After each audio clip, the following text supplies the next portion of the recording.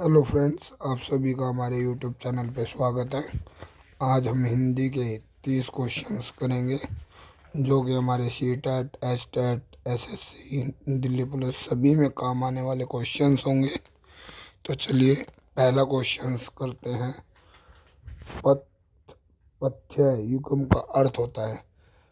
पथ्य युग्म का अर्थ क्या होता है भाई? पहला, रास्ता रोगी का भोजन। दूसरा, रोगी का भोजन रास्ता। तीसरा, मत भोजन। या चौथा, कोई नहीं। पथ पथ्य, ठीक है भाई। पथ माने रास्ता, पथ्य माने रोगी। तो क्या होगा भाई? तो क्वेश्चन होगा हमारा इसका फर्स्ट में हमें क्या दिया गया है? फर्स्ट में हमें दिया गया पथ, रोगी का रास्ता। दूसरा क्वेश्चन करते हैं।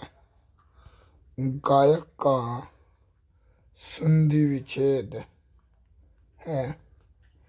इनमें से गायक का संधि विच्छेद क्या होगा भाई?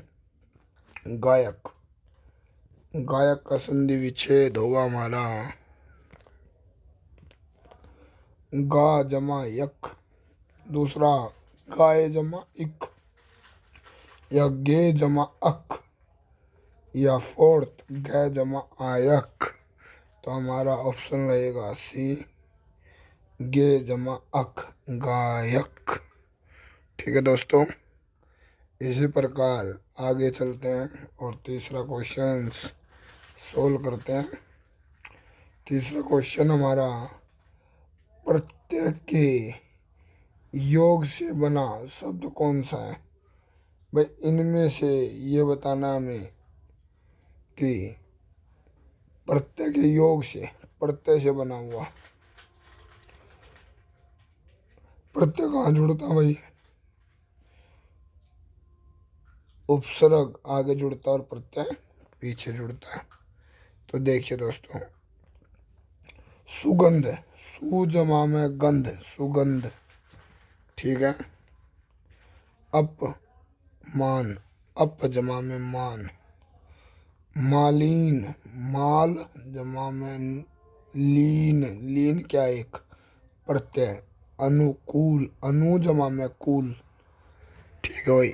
इसमें से सिर्फ ये बचता है जो कि इसका आंसर सी होगा। ठीक है दोस्तों, अगला क्वेश्चन देखिए। फोर्थ क्वेश्चन आपका, समुद्रगुप्त भारत का नेपोलियन था। समुद्रगुप्त भारत का नेपोलियन था। यहाँ नेपोलियन किस प्रकार की संज्ञा का उदाहरण है? जो समुद्रगुप्त है भाई, वो नेपोलियन किस प्रकार की संज्ञा बतानी है भाई? व्यक्तिवाचक, जातिवाचक, भाववाचक या समूहवाचक। देखो, व्यक्तिवाचक किसी व्यक्ति के प्रति, जातिवाचक किसी जाति के प्रति कि वो किस जाति का है, समूहवाचक किसी समूह से, भाववाचक यानी कि वो उस भाव को प्रकट कर रहा है। तो समुद्र भारत का नेपोलियन था। जो समुद्र है वो एक नेपोलियन के बराबर है, तो उसके भाव बता रहा है भाई। इसी प्रकार आगे देखते हैं। पांचवा क्वेश्चन, निम्नलिखित में से अशुद्ध शब्द है। अशुद्ध शब्द बताना भाई। पहला देखिए, क्षेत्रीय। क्षेत्रीय कैसे लिखते हैं भाई? जैसे लिखा हुआ ऐसे ही। धोखा ऐसे ही लिखते हैं। श्रेष्ठ भी ऐसे ही लिखते हैं। लेकिन आविष्कार, इनमें आविष्कार शब्द क्या है? यह गलत है। ठीक है दोस्तों, आगे देखिए। छठा क्वेश्चन हमारा पैसेज से है। निम्नलिखित गद्यांश को पढ़कर दिए गए प्रश्न संख्या 96 से 105 के उत्तर सबसे उचित विकल्प चुनकर दीजिए। अब हम पहले पैसेज को पढ़ते हैं। बुद्धिजीवी वह है जो विचार के माध्यम से सत्य का अन्वेषण करता है। सत्य की अवधारणा सुंदर है। मैं बुद्धिजीवी वो विचार है के माध्यम से सत्य है जो सत्य की अवधारणा सुंदर है किंतु बहुत अमृत और द्वैतात्मक भी है। शायद समस्त सार्वभौमिक अवधारणाओं की तरह यह थोड़ा अस्पष्ट होती है। बुद्धिजीवी यदि अन्य दार्शनिकों और तत्ववेताओं से थोड़ा अलग होता है तो मेरे विचार में इसलिए कि वह सार्वभौमिक और विशिष्ट के बीच नाजुक और मूल्यवान संतुलन बनाने का प्रयास करता है। वो कहता है कि बुद्धिमान वह है जो सत्य के बीच में और दार्शनिक के बीच में एक अच्छा तालमेल बनाए रखता है। ठीक है। समाज की हर विशिष्ट समस्या पर विचार करते समय उसके सामने कुछ ऐसे ही मूलक होते हैं जो परम और शाश्वत होते हैं। जब वह समाज के किसी भी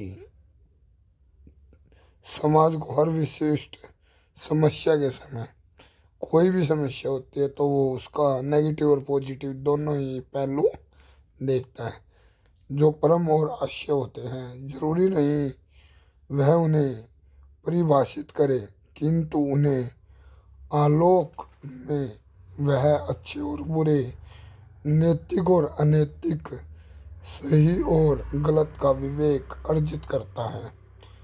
वह जो है उसके यथार्थ का तटस्थ कंठ से यातायात विश्लेषण करता है। तो हमें पता लग गया कि यह बुद्धिजीवी जो है वो है जो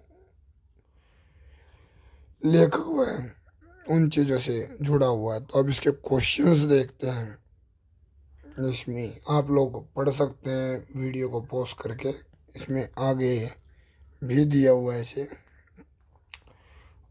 अब लोग यह भी एक पहरा दिया हुआ है तो आप वीडियो को पॉज करें और देख सकते हैं। उसका अवलोकन करते समय जो होना चाहिए उसके बारे में विचार करता है और इस तरह एक नैतिक आयाम स्थापित ही उसके बौद्धिक कार्यकलाप के साथ जुड़ जाता है। जो कोई अच्छा कार्य करता है या आलोचना करता है तो वो उसके साथ जुड़ जाती हैं चीज़ें। ठीक है दोस्तों, आगे देखिए इसके क्वेश्चन देखते हैं हम। देखिए पहला क्वेश्चन आया, सत्य की अवधारणा होती है। अब हमने पढ़ा था सत्य की अवधारणा किस चीज़ से होती है, सार्वभौमिक और स्पर्शीय, मूर्त और अस्पर्शीय, सार्वभौमिक, अमृत और द्वंद्व से। तो इसमें हम पढ़ेंगे तो हम देखेंगे कि इसका आंसर सी रहेगा और मैं आपको दिखा भी देता हूँ। इसमें इस वाले पैरे में इसका आंसर होगा। देखिए ये रहा दोस्तों पहले का आंसर। अगर हम इस क्वेश्चन को यहाँ से और यहाँ तक पढ़ते हैं तो हमें आंसर मिल जाता है पहले का। ठीक है जी। ऐसे ही आप लोग भी ढूंढ कर इजीली क्वेश्चंस कर सकते हैं दोस्तों। ठीक है, अगला क्वेश्चन देखते हैं। ऐसे ही अगला क्वेश्चन हमारा बुद्धिजीवी के कार्यकलापों में नैतिकता आयाम कब जुड़ता है? अब इसमें बताना है आपको कि जो बुद्धिजीवी व्यक्ति हैं उनके कार्यकाल में नैतिक आयाम कब जुड़ जाता है भाई? तो देखिए, आलोचनात्मक चेतना आ जाने से, आलोचना करने से, या जब वह क्या होना चाहिए इसकी परिकल्पना करते हैं। तो जब वह समाज में कोई भी चीज करते हैं तो जब वह क्या होना चाहिए उसके बारे में सोचते हैं तब उनकी नैतिकता हम जुड़ जाती है। तो इसका आंसर बी रहेगा। इसी प्रकार आगे चलते हैं। देखिए आगे 98वां क्वेश्चन है, वस्तुपरक ज्ञान होता है। वस्तुपरक ज्ञान क्या होता है भाई? पहला कल्पना पर आधारित ज्ञान, दूसरा वस्तु पर आधारित ज्ञान। ठीक है दोस्तों, पहला गलत, दूसरा भी गलत। वस्तु को परखने वाला ज्ञान, लेकिन वास्तविक तथ्यों पर आधारित, बिल्कुल सही बात, यही होगा इसका आंसर। इसी प्रकार हम आगे चलते हैं। आगे क्वेश्चन हमारा, भारतीय परंपरा में नीति कहता है। भारतीय परंपरा में नीति कहता है, क्या कहता है भाई? ज्ञानवान व्यक्ति, प्रज्ञानवान व्यक्ति या दृढ़ बुद्धि वाला व्यक्ति या सचेतन व्यक्ति। तो क्या कहता है भाई भारतीय परंपरा में? प्रज्ञावान, जो परिपूर्ण व्यक्ति हो, वह ज्ञान व्यक्ति। आगे देखिए, आगे है 100वां क्वेश्चन, ज्ञासवत का विलोम है भाई। ज्ञासवत का विलोम क्या होता है भाई? अब आपको ये बताना है। ज्ञासवत का होता है नश्वर, मर्त्य, अमर या अक्षर। तो इसका आंसर ज्ञासवत नशावर होगा भाई। ठीक है, आगे वाला देखिए,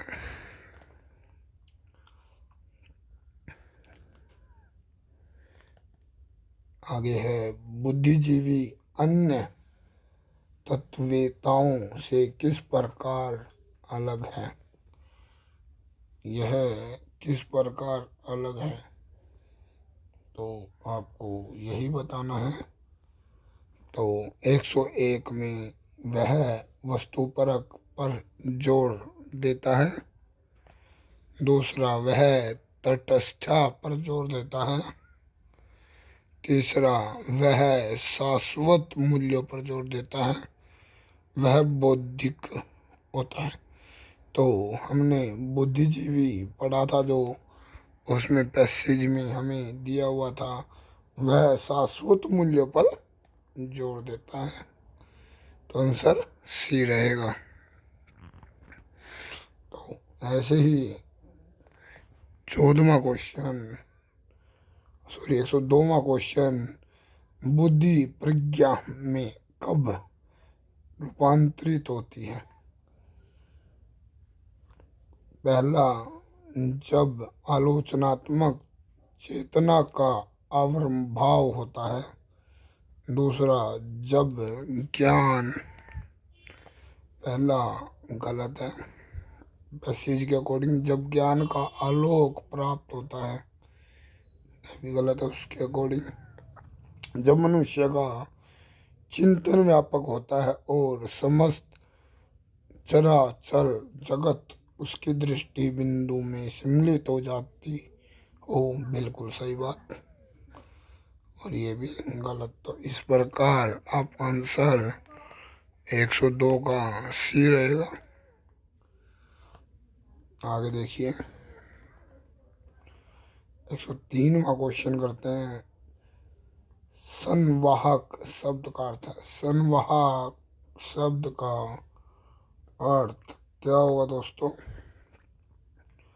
लाने वाला। संवाहक मतलब ले जाने वाला। संवाहक किसी चीज को ले जाते हैं, उस चीज को बोलते हैं भाई। बहने वाला या उपरोक्त कोई नहीं, तो ऑप्शन में है ले जाने वाला, तो यही इसका आंसर हो जाएगा। आगे देखिए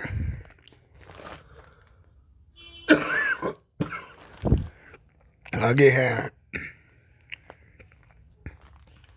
आगे क्वेश्चन आएगा 104। चराचर का आशय है।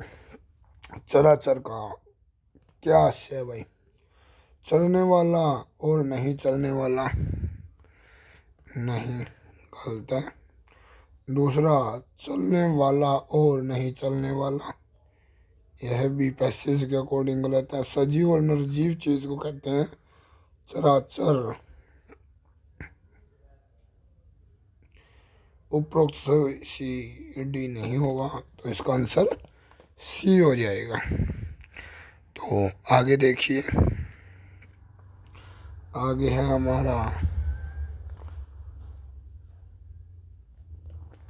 आगे क्वेश्चन है 105, जो कि पैसेज का लास्ट क्वेश्चन है। अवतरण के आधार पर प्रज्ञा का पर्याय चुनिए। अवतरण के आधार पर, अवतरण के आधार पर क्या होगा भाई? बुद्धि, ज्ञान, सत्य या समझदारी।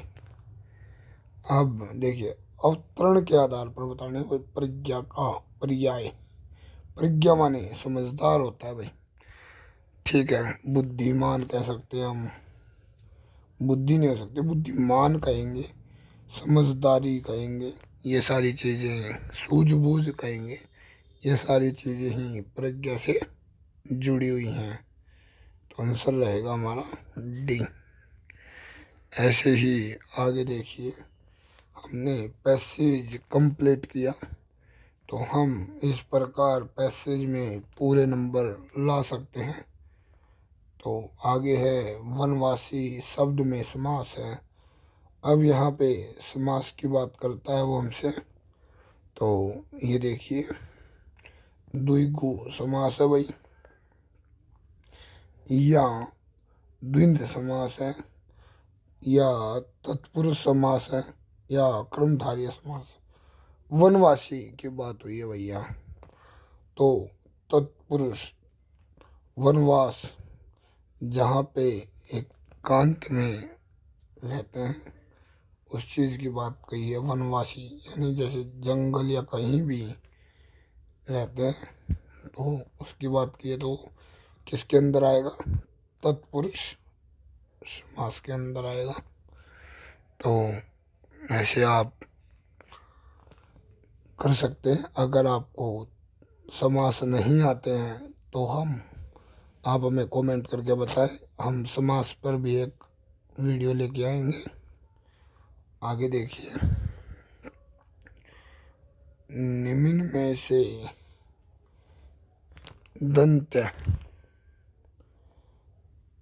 दंतव्य वर्ण है। किस चीज़ का वर्ण भाई?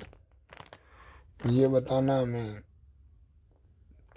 तो दुई, दुई, तुई या उ, तो किस चीज़ का वो है? दंत्य वर्ण होगा तू का, तो आंसर रहेगा सी। इसी प्रकार आगे देखिए, 108वां क्वेश्चन आप लोगों के सामने। इसमें बताया गया है शब्दकोश में पहले आने वाला शब्द है। भाई शब्दकोश यानी हम कोई चीज़ लिखते हैं तो पहले क्या चीज़ आती है? वक्त, वरक, वक्र या वर्ण। तो हम किसी भी चीज़ को लिखते हैं तो सबसे पहले इन चारों में सबसे पहले क्या चीज़ आएगी? सबसे पहले वक्त आएगा। ऐसे ही आगे देखिए,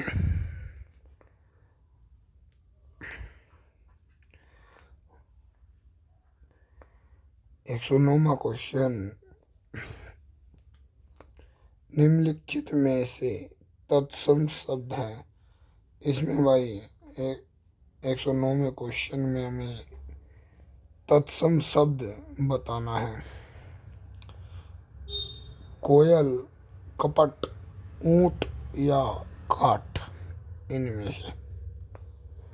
से तत्सम शब्द क्या हो सकता है भाई? कोयल या कपट या पहला कोयल तत्सम शब्द नहीं है। ऊंट भी नहीं है भाई, काठ भी नहीं है, बचा हमारे पास बी। तो यही इसका आंसर है। आगे देखिए, 110वां क्वेश्चन। अकिंचन का अर्थ है। यहाँ अकिंचन का अर्थ बताना भाई। ए, जिसके पास कुछ ना हो। अकिंचन किसे कहते हैं? जो कंगाल हो। अकिंचन माने जो खाली है, जिसके पास कोई चीज़ नहीं है, कोई जरिया नहीं है। बी, जो निर्धन हो। सी, जो कुछ न करता हो। उपरोक्त सभी। तो देखिए, आप लोगों को बिचलाने के लिए कहा जो निर्धन और जिसके पास कुछ ना हो, दोनों ही अलग अलग बात है। अब ये नहीं हो सकता तो उपरोक्त सभी भी नहीं हो सकता। जो कुछ ना करता हो ये भी नहीं हुई। तो जिसके पास कुछ नहीं है वही अकिंचन का अर्थ है। यहाँ तक हो गया भाई। आगे देखिए, अगर आप लोग को हिंदी में सबसे ज़्यादा नंबर लाने हैं तो इसी प्रकार आप नंबर ला सकते हैं। और आगे है हमारा निज तत्व संज्ञा शब्द है। निज तत्व संज्ञा शब्द क्या है भाई? इनमें से व्यक्तिवाचक, भाववाचक, द्रव्यवाचक या जातिवाचक। तो देखिए, निजतव संज्ञा किस चीज की है? किसी चीज की। व्यक्ति, कोई व्यक्ति तो नहीं है ना, निजतव नहीं, तो ये नहीं हो सकता। द्रव्यवाचक, ये कोई द्रव्य भी नहीं है। जाति, किसी चीज की जाति भी नहीं बता रहा, किस जाति वर्ग का है, तो ये कोई भाव प्रकट कर रहा है। तो इसका आंसर भी रहेगा। आगे देखिए,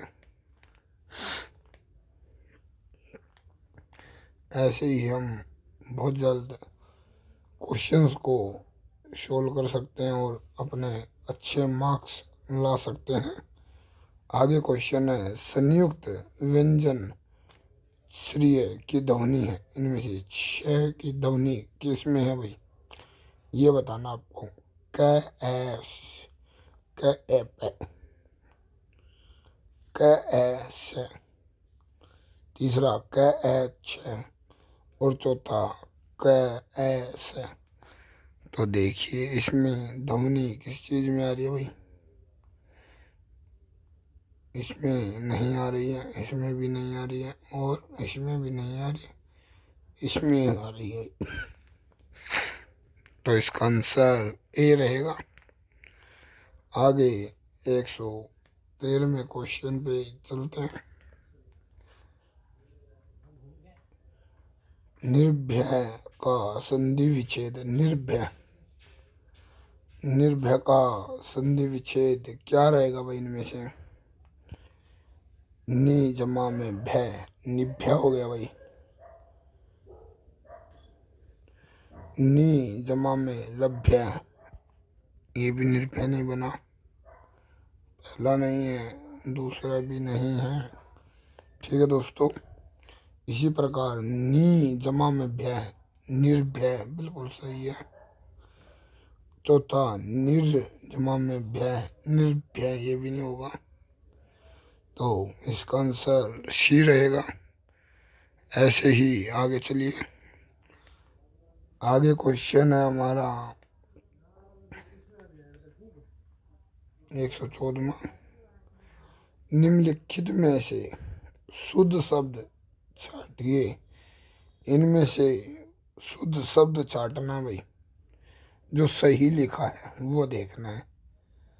आगामी, ठीक है भाई। तो क्या पहला शुद्ध है? नहीं। केंद्रीय,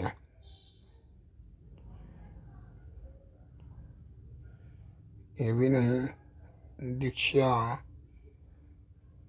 शुद्ध शब्द नहीं है।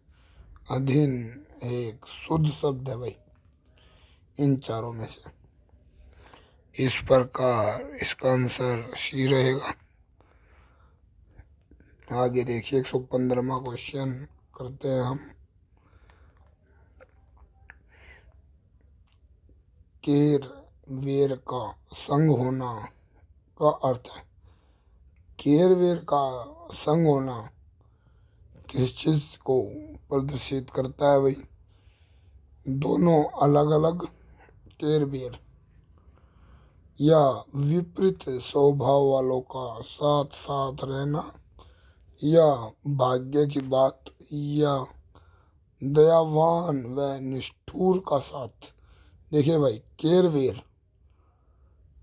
तो हम कहते हैं एक दूसरे के विपरीत हो जाना एक दूसरे से। ठीक है, जैसे कोई एक पूर्व है तो दूसरा पश्चिम है, इस प्रकार एक दूसरे से विपरीत होना। अब देखिए दोनों अलग अलग, भाई अलग अलग तो हैं लेकिन संबंध भी तो होना चाहिए ना उनका। दूसरा, विपरीत स्वभाव वालों का साथ रहना, मतलब एक पॉजिटिव सोचता है तो दूसरा नेगेटिव सोचता है, तो विपरीत है ना एक दूसरे के। जैसे कहते हैं विलोम, एक दूसरे के उल्टा। ठीक है, भाग्य की बात तो कोई वो नहीं है, ये भी नहीं। केर वेर का संग होना का अर्थ नहीं निकलता इसमें। दयावान व निष्ठुर का साथ भी नहीं बनता, तो एक ही बचा आपका बी, वही होगा इसका आंसर। तो आगे चलते हैं 116वें क्वेश्चन में। देखिए 116वां क्वेश्चन। निम्न में कौन सी सकर्मक क्रिया है? इनमें से सकर्मक क्रिया बतानी है भाई। ठीक है, तो इनमें से सकर्मक क्रिया बतानी है। आना, जाना, लेना, मरना। अब इनमें से देखिए भाई, पॉजिटिव चीज बतानी थी, लेना। जाना सकर्मक नहीं है, मरना सकर्मक नहीं है, आना नहीं है, तो एक ही ऑप्शन आपके पास बचेगा इसमें। ठीक है जी, लेना। आगे देखिए 117वां क्वेश्चन करते हैं। निम्न में से कौन सा कामदेव का पर्यायवाची शब्द नहीं? इनमें से ये बताना भाई, कामदेव का पर्यायवाची नहीं है। पहला, मन मत। कामदेव का मनमत पर्यायवाची नहीं है। दूसरा, मनोज, मनोज भी नहीं है। तीसरा, अनंज्ञ, ये भी नहीं है। चौथा, मरीचि, बिल्कुल सही है। उसका पर्यायवाची है। आगे देखिए,